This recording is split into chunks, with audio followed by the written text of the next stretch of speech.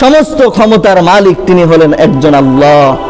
তেনার চাইতে বড় সুপ্রিম পাওয়ার আর কেউ নেই।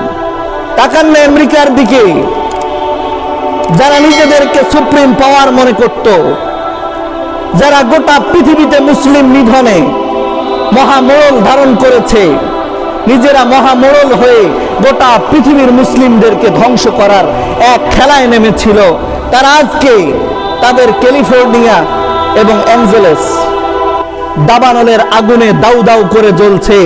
পুরো অ্যাঞ্জেলেস এবং ক্যালিফোর্নিয়া আগুনের মধ্যে পুরো ছাই হয়ে গেছে।